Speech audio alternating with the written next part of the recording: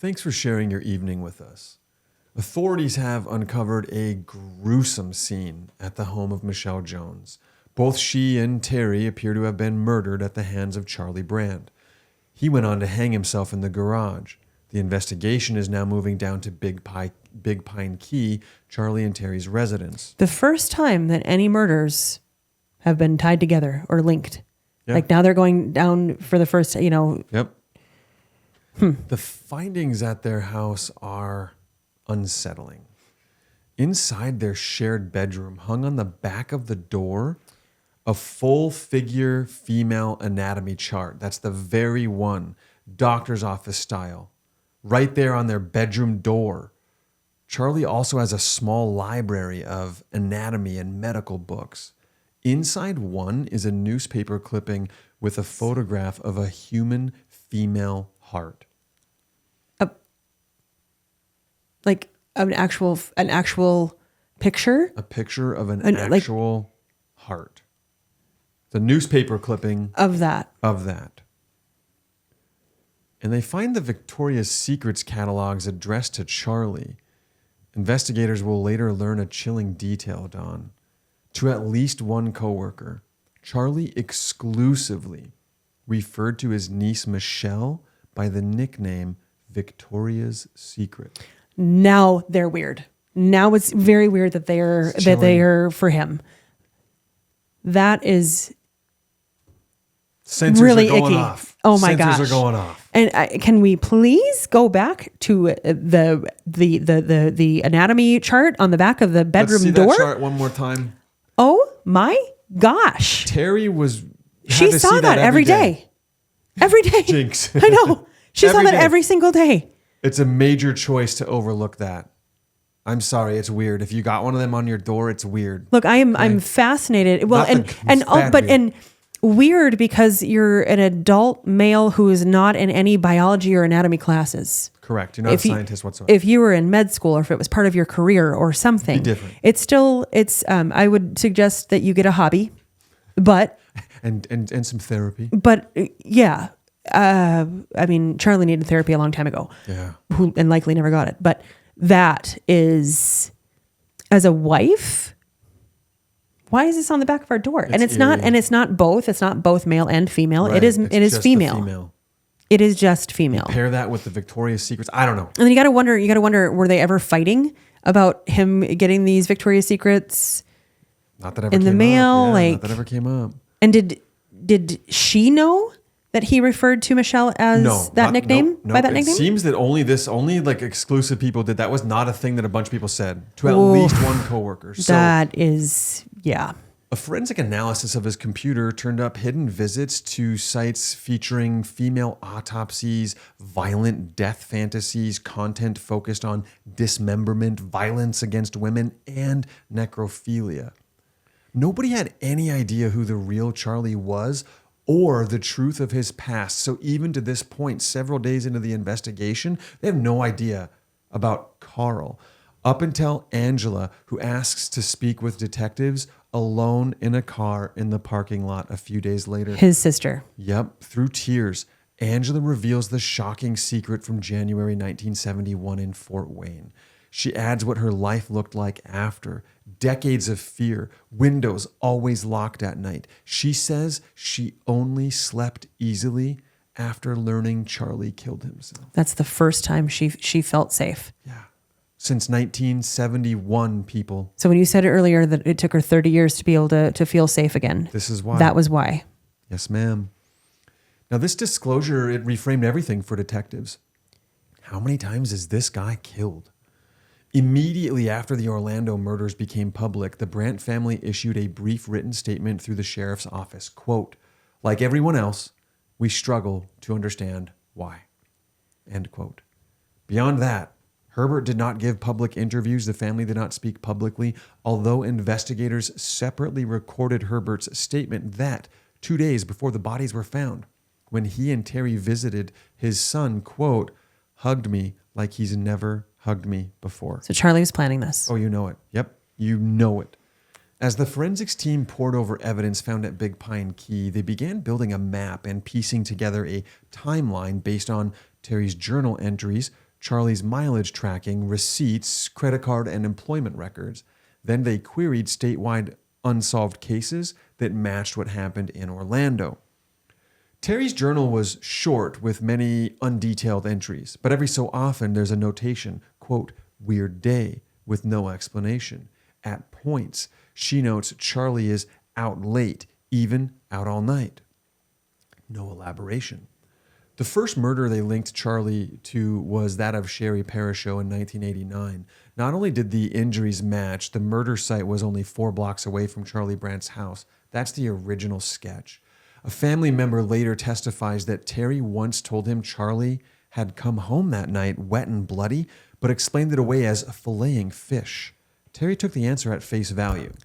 Or did she think deep down?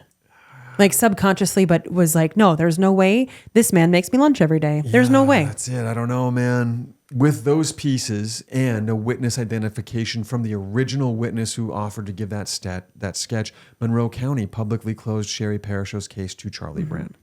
Next, investigators took a close look at the Thanksgiving murder of 35-year-old Darlene Toller. In Charlie's mileage logs, they noted a clear spike in gas and mileage, which lined up with the Keys to Miami round trip the same time as her murder. Well, there we go. Detectives also document the dog hairs in the blanket Darlene was wrapped in, and later they found dog hairs in the back of Charlie's truck. Miami-Dade has called him a very strong suspect that's all but closed. Authorities flagged, get this, 26 homicides with similar elements for close review. 26. They reportedly said they do not believe he stopped killing between 1989 and 2004, but the ultimate number of victims is unknown. Exactly, because 26 is what they know about. Yeah. Ooh, it's so chilling. Don, agencies as far away as Germany and the Netherlands reached out after Florida uploaded the Orlando details to federal systems because his job also sent him on some international Is this guy travels. Jason Bourne? Like, what? I mean, how? The serial killer, the serial killer version? Wow.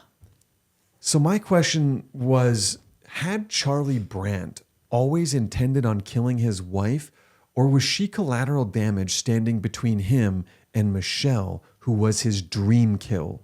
The second one. That's what I feel. Yep. A kill that twisted his mind, that he desired so badly that he was willing to not only murder his wife, but ultimately take his own life. Terry's closest friends called the marriage, quote, inseparable, the kind of marriage that other couples are jealous of. Friends call Charlie quiet, reserved, gentle. A neighbor couple remembers a husband who worshipped his wife. A coworker says he saw no signs. No one thought this man would or even could stab anyone, let alone dismember his niece.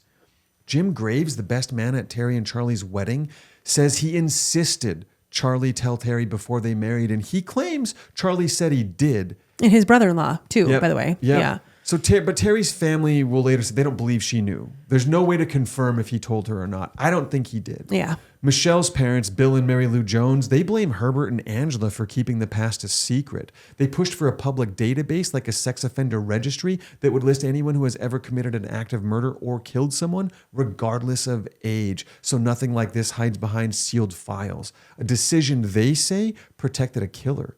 Terry's parents hold firmly to the belief she had no idea, and there's no way she would have married Charlie if she knew he killed his mother. Now, it's a relevant question, Palumbo. What duty did anyone have to warn others of Charlie's past? His father is also kind of, I don't want to say guilty, but there are some issues pointing to that because never once discussing it with Charlie. Not at all. Not at all. Terry, but yeah. Someone should have told Terry.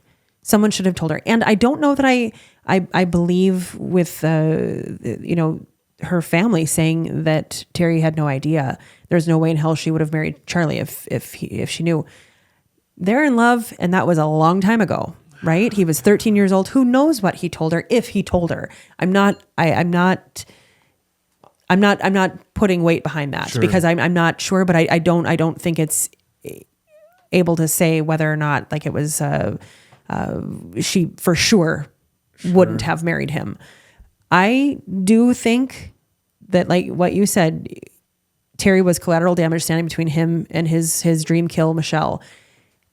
Also, he almost just discarded her, right? But yes, he still loved her, but collateral damage, that's why he murdered her and then took care of himself, because they were relatively codependent upon one another, right? So neither of them could live without one another, and he knew he was going to be going down, and so he took Terry with him. Well, in my opinion. yeah. We'll unpack that in a second here. Investigators in Florida asked Indiana for the hospital records from 1971 and 72 when he was hospitalized. The Brandt family refuses to authorize the Shame release. on you. Yes. Shame on you. The file stays sealed. There's nothing they can do about it. So I had to dig deeper about this kill, Dawn, and I went looking for some information from John Douglas. Now, John Douglas often says that the first murder is the rehearsal. It teaches the offender what power feels like, what death looks like, and how silence can protect them. When Charlie was institutionalized, his environment didn't teach empathy. It taught him secrecy. The family's silence afterward reinforced that lesson. The change in name from Carl to Charlie was more than just a social rewrite. It was a psychological transformation. Charlie was a mask. Brandt would be considered a lust killer with organized killer traits. Not lust because of sexual assault, but because of the violence is ritualized and sexually charged through control, dominion, and anatomy, not through intercourse. Yes. He starts with the familiar victim, his mother, moves outward, Parasho and Toller, and returns to the familiar, Terry and Michelle. It's not escalation in cruelty. It's escalation in completeness, suggesting the final act is the full cycle, every archetype of woman he's ever known.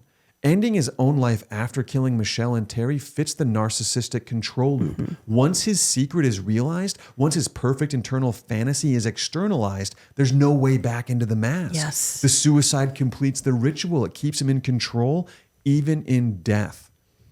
There's a sentiment that echoes throughout the Florida Keys. How could we not see it? And the answer is simple and hard. Psychopathic mirroring behavior. Yep. He learned how to be ordinary, and he wore it like armor. It was his mask. He learned what to say and what not to say. He learned that a tidy life is a disguise that people help you maintain. So there's no comfort to hand out here, just a lingering shadow of doubt that will make you question whether a life that looks normal is the same as a life that is harmless. We'll see you next week.